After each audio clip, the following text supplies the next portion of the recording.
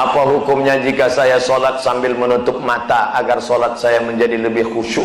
Apakah ini tak boleh Pak Ustadz? Sebab dulu saya pernah tanya hal ini pada dosen agama, katanya ini tak boleh karena dianggap tak sopan pada Allah. Sementara jika mata saya terbuka, saya sulit untuk khusyuk. Adakah solusi untuk saya Pak Ustadz? Thanks. Ada gambar senyum. Titik 2. Sekarang saya mau menunjukkan beberapa riwayat sahabat Nabi itu sholatnya pejam mata atau buka mata. Jangan jawab. Nabi jadi imam, sahabat di belakang. Ketika sedang sholat, Nabi buka selopnya, sendalnya. Waktu itu Masjid Nabawi pasir. Nabi buka selopnya, semua sahabat yang ada di belakang membuka selop. Kira-kira sahabat di belakang pejam mata atau buka mata? Buka, karena kalau pejam mana dia tahu. Uqtulul aswadaini fi shalah, bunuhlah dua yang hitam ketika kau sedang sholat. Allahu Akbar.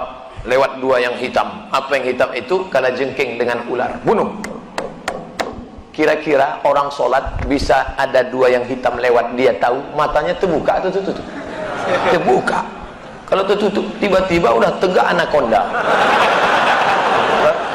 Nah, terbuka.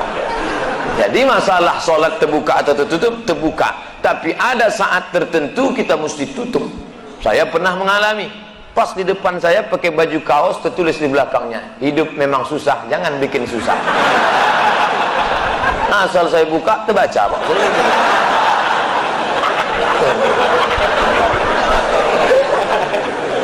Jangan sholat ke masjid pakai baju bergambar-gambar, bertulis-tulis, pakai baju polos.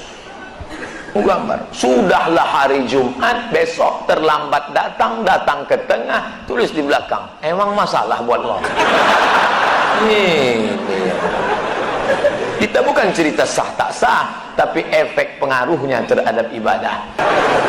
Bagaimana sikap kita menghadapi teman yang taklid buta terhadap suatu tokoh yang sudah jelas-jelas melenceng dari sudut pandang Islam? Bahkan dia selalu menyudutkan ulama lain yang mengkritik tokoh pujaannya. Dalam kitab Al-Lumah karya Imam At-Tusi, Saraj At-Tusi, kitab tasawuf ditahqiq oleh Syekh Dr. Abdul Halim Mahmud. Ayo kita ke rumah wali Allah, kata si Syekh, diajaknya murid-muridnya. Ayo kita ke tempat wali Allah. Ayo. Ramailah murid-muridnya mau menengok wali Allah. Wali Allah tadi duduk dalam masjid. Inilah dia wali Allah yang mau kita tengok. Lalu si wali Allah tadi meludah dalam masjid. Maka saat itu juga Syekh mengatakan, ayo kita tegak, kita tinggalkan dia. Dia bukan wali Allah, dia wali setan. Kenapa begitu Syekh? Karena dia meludah dalam masjid bertentangan dengan syariat. Idza ra'aitar rajul, kalau kau tengok ada orang yamshi 'alal ma', bisa berjalan di atas air, yatiru fil hawa, bisa terbang di atas awan, la taghtar, jangan kau tertipu, karena setan bisa melakukan itu. Tapi pandanglah bagaimana istiqomahnya. Jangan terpukau karena dianggap wali Allah. Jangan terpukau karena dia adalah profesor, doktor, insinyur, kiai, haji, buya. Jangan terpukau karena dia terkenal di YouTube, fanpage, Twitter, BBM, WhatsApp. Tapi pandanglah istiqomahnya sholat berjamaah. Pandangnya dalam amar ma'ruf nahi mungkar. Kalau kau sesuai dengan Quran dan Sunnah, ku ikuti. Tapi kalau tidak, ku tinggalkan. Ada rule of the game, ada aturan. Jangan taklid fanatik buta. Apa hukumnya bagi orang yang suka suudzon sama orang di akhirat kelak?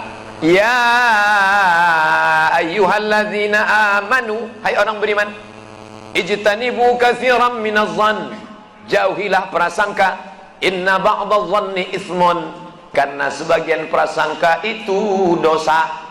Nampak orang wajahnya cemberut, sombong dia sekarang, mentang-mentang sudah kaya, dulu senyum sama saya, dekati dia, kok kenapa? Tabayun, jangan mudah. Ini langsung update status, sombong dia sekarang.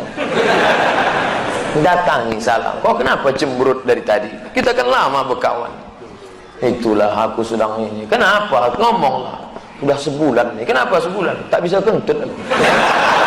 Patutlah. Ayo ku bawakan ke dokter sana. Begitu dibawa ke dokter, kentut aja dia tiap hari.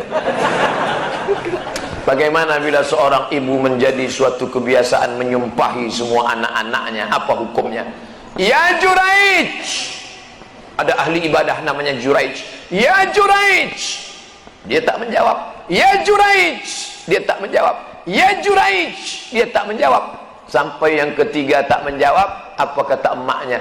Allahumma la tumitshu hatta turihi wujuhal mumisat.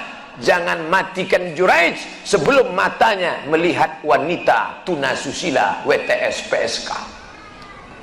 Ahli ibadah anaknya tak mau menjawab sambutan emaknya karena dia anggap lebih mulia menyembah pada Allah. Kata emaknya, jangan matikan dia ya Allah sebelum biji matanya menengok wanita tunasusila. Kalah doa anak ahli ibadah karena doa seorang ibu. Apa yang terjadi? Tak lama sesudah itu perempuan hamil pengembala kambing.